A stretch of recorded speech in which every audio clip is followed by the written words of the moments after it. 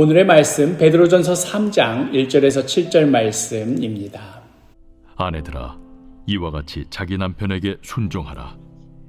이는 혹 말씀을 순종하지 않는 자라도 말로 말미암지 않고 그 아내의 행실로 말미암아 구원을 받게 하려 함이니, 너희의 두려워하며 정결한 행실을 봄이라.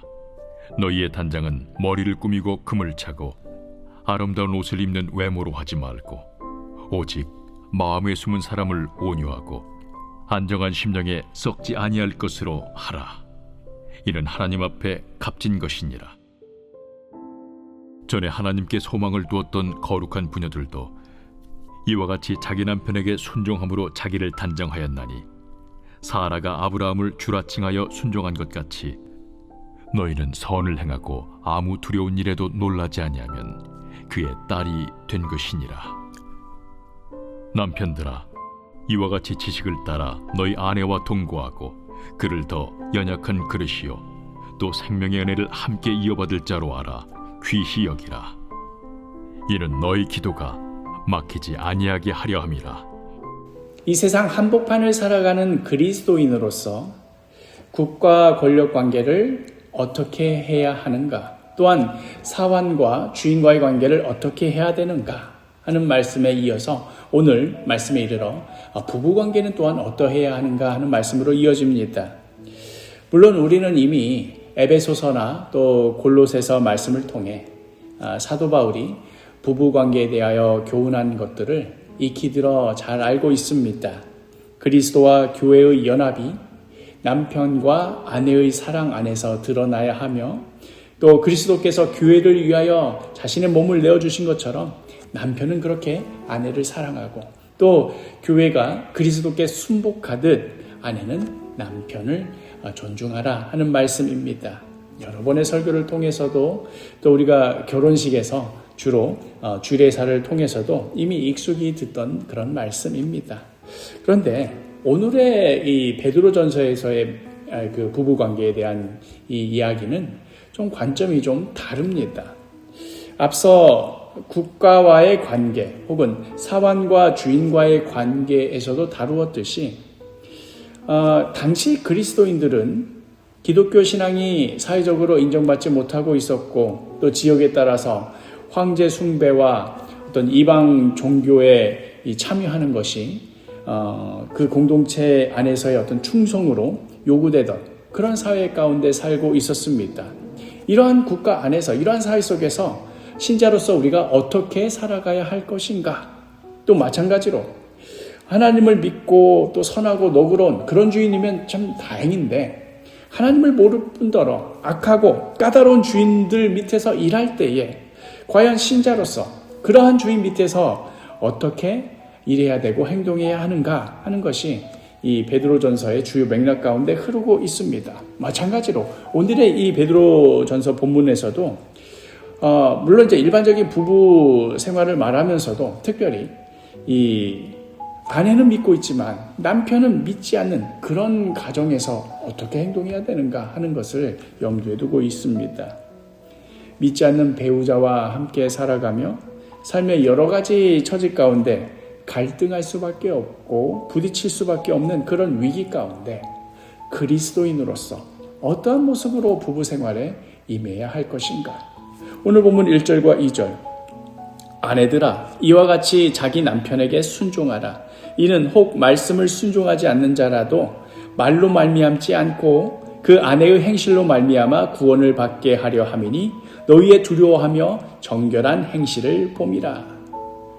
당신은 아내의 종교는 남편의 종교를 따라가는 것이 당연했기 때문에, 아내가 예수를 믿는다 했을 때 이 신앙은 부부 사이에 적잖은 긴장과 갈등을 불러왔을 것입니다. 베드로는 이러한 상황 가운데 남편을 어떤 적으로 대하거나 강압적인 말로 변화시키려 하기보다 정결하고 하나님을 경외하는 행실로 복음의 진실성을 보여주라고 권면합니다. 여기서 이 말로 말미암지 않고라는 이 말씀은 말로 해서는 안 된다, 그냥 입을 다물고 살아라, 이런 뜻이 아닙니다. 이미 복음을 거부하고 있는 그 남편을 끊임없는 논쟁과 말로 하는 그런 강요로 변화시키려 하기보다 정결하고 하나님을 경외하는 그 삶으로, 그 행실로 그 복음이 참되다 하는 것을 보여주라 하는 그런 말씀입니다. 말로 이기려 하지 말고 삶으로 증언하라 하는 말씀이지요. 남편이 믿지 않는다는 이유로 그를 무시하거나 적대하지 말고 아내로서 선하고 정결한 행실을 지키며 복음을 드러내라 하는 말씀입니다. 물론 이 말씀은 우리가 어제도 충분히 강조했듯이 폭력과 학대를 묵인한다거나 어떤 안전한 곳으로 피하고 도움을 요청하는 일을 그런 것을 묵살하라 이런 말씀이 결코 아닙니다. 이어지는 3절과 4절 너희의 단장은 머리를 꾸미고 금을 차고 아름다운 옷을 입는 외모로 하지 말고 오직 마음에 숨은 사람을 온유하고 안정한 심령에 썩지 아니할 것으로 하라. 이는 하나님 앞에 값진 것이니라. 이 말씀이 베드로가 머리를 꾸미거나 아름다운 옷 입는 것 자체를 이것은 기독교에서는 금지한다 이런 말을 하려는 것이 아닙니다. 남편과 세상으로부터의 어떤 인정을 얻기 위해서 그들의 마음을 얻기 위해서 외적인 모습으로 자신을 증명하려 하지 말고 하나님 앞에서 마음에 숨겨진 것을 그 숨은 사람을 아름답게 가꾸라 하는 말씀입니다. 온유하고 안정한 심령이란 겁이 나서 아무런 말도 못하는 그런 나약함이 아닙니다. 괜히 그냥 갈등 일으키느니 그냥 유야무야 넘어가자 하고 자신의 믿음을 숨기는 그런 소극성도 아닙니다. 하나님께 소망을 두었기에 상대의 반응에 휘둘리지 않는 내면의 강인함입니다. 그래서 베드로는 하나님께 소망을 두었던 사라를 언급하며 선을 행하고 아무 두려운 일에도 놀라지 말라 이렇게 권면하는 것이지요.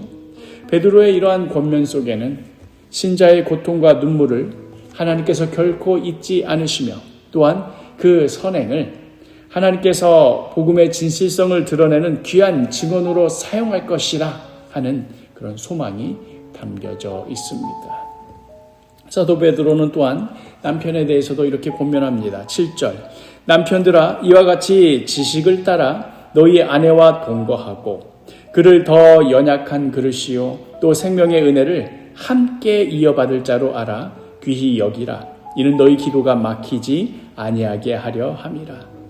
아내를 연약한 그릇으로 생명의 은혜를 함께 이어받을 자로 귀히 여기라. 더욱 아끼고 사랑하라 하는 권면입니다. 남편은 그 당시 사회가 당연한 것으로 용인하듯 아내를 자기 남편이라는 그 권위로 자기 마음대로 사용할 수 없습니다. 오히려 아내가 더 취약한 위치에 있다는 사실을 알고 더 세심하게 헤아려야 합니다. 이것이 바로 예수를 믿는 남편이 해야 할 마땅한 일입니다. 아내는 남편의 소유물도 신앙을 보조하는 그런 사람도 아닙니다. 하나님께서 주시는 생명의 은혜를 함께 상속받을 사람입니다.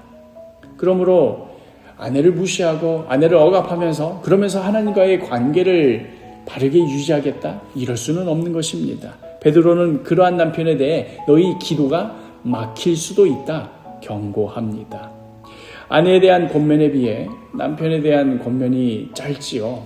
이러한 이유는 어쩌면 당시 남편의 종교를 따르는 것이 당연시되던 그런 사회에서 홀로 복음을 받아들이며 좀 여러 가정생활 안에서 갈등을 겪어야 했던 그 아내들을 향해 베드로가 특별히 다루고 싶은 절박한 그런 문제였기 때문일 것입니다.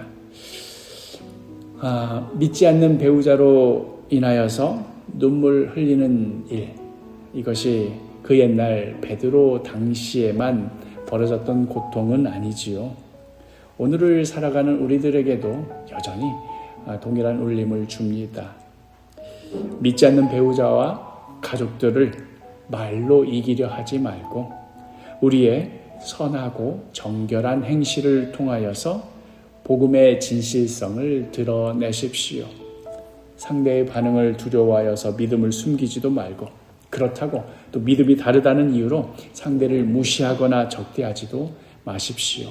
하나님께 소망을 두고 마음에 숨은 사람을 온유하고 아름답게 가꾸십시오. 특별히 남편은 아내의 마음과 형편을 세심하게 헤아리고 생명의 은혜를 함께 상속받을 사람으로 귀히 여기십시오. 오늘 하루도 우리의 가장 가까운 사람을 대하는 그러한 우리의 말과 행동과 태도를 통하여서 예수 그리스도의 복음이 드러나게 되는 우리 사도교회 한 사람 한 사람, 또 우리 사도교회 한 가정 한 가정이 되기를 간절히 축복합니다.